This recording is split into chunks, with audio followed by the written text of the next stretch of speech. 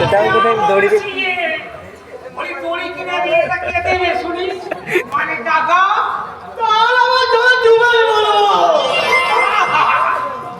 ডুবিয়ে মরবো দাঁড়িয়ে ওই পুকুর সস্তা আছে যে তোকে ইয়ে করতে দেবে মরতে হলে ওই পুকুর ইয়ে করে মানে ভাড়া করে মরতে হবে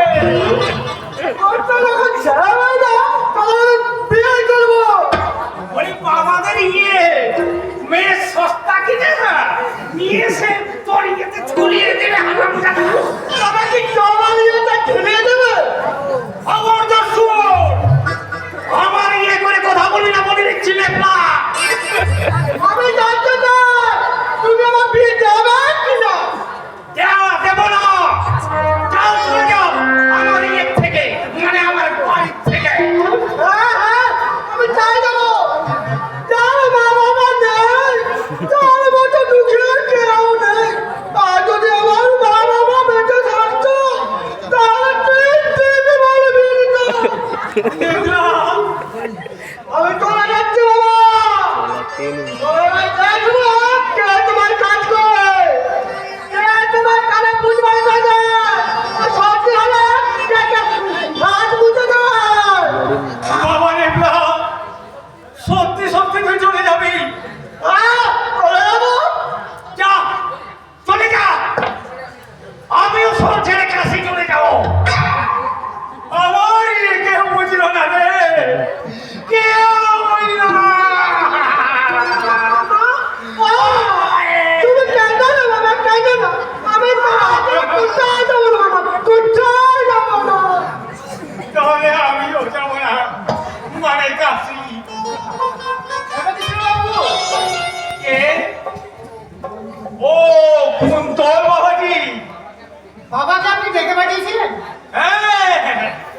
হাজার বার দেখে পাঠিয়েছি কিন্তু তোমার বাবার কোনো ই নেই ওই মনুষ্যত্ব না থাকলে যা হয় আর কি বাবাকে আপনি ভুল বুঝবেন না বড় কৃষ্ণ বাবু বাবার শরীরটা ভালো নেই ভাইয়ের অ্যাক্সিডেন্টের পর থেকে বাবা আরে থামো তো হে ও সময় ওই অন্য কোথাও শোনাও আমার টাকাটাকে দাও তো দেখি আর একটা দিনও আমরা টাকা ফেলতে পারবো না কিন্তু এই মুহূর্তে আমি এতগুলো টাকা পাবো কোথায় কেন বলি তোমার বাবার তো মনে গিয়ে মানে মান সম্মান তা সেই সম্মান বিক্রি করে টাকা আনতে পারছো না ভাষা সংযত করে কথা বলুন বড় কৃষ্ণ বাবু কি আমার ইয়েতে দাঁড়িয়ে আমাকে ইয়ে করা আপনাকে আমি সাবধান করে দিচ্ছি বড় কৃষ্ণ বাবু দ্বিতীয়বার যদি কথা উচ্চারণ করেন তার ফল কিন্তু ভালো হবে না টাকা তাহলে দেবে না আপনার ছোট বড়ের বিচারে আপনি আমাদের যতটা ছোট ভাবছেন ততটা ছোট আমরা নয় বড় কৃষ্ণ বাবু এক মাস পরে আপনার টাকা ঠিক পেয়ে যাবেন চলি নমস্কার একটি টাকাও তোমাদের আর দিতে হবে না দয়া করে আর দয়া দেখাবেন না বড় কৃষ্ণ বাবু সত্যি বলছি আর কোনো টাকাই তোমাদের দিতে হবে না ওই বিয়েটা হয়ে গেলে আমার মামা তোমাদের কত টাকা দেবে বিয়ে কার বিয়ে তোমার বোনে তোমাদের সব ঋণ আমি মুকুব করে দেব আমার সঙ্গে তোমার বোনের বিয়েটা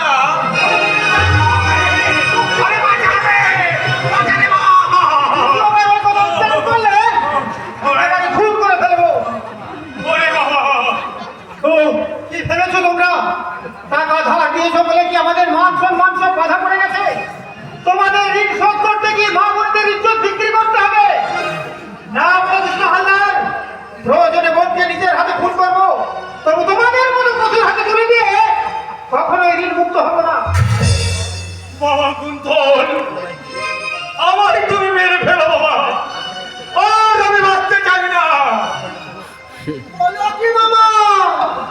তোর নামে সব কিছু লিখে দিয়ে আমি ইয়েতে চলে যাব কাউকে কোনো আর শোধ দিতে হবে না মানে টাকা এতগুলো টাকা তুমি এমনি এমনি ছেড়ে দেবে বাবা ওরে হতভাগা আজ আমার কাছে টাকা ইয়ে টাকা মানে টাকা মাটি মাটি টাকা বলো কৃষ্ণবাবু। বাবা কুন্তল, এবার বলো, এবার তুমি ক্ষমা করেছো তো? আমি ক্ষমা করবো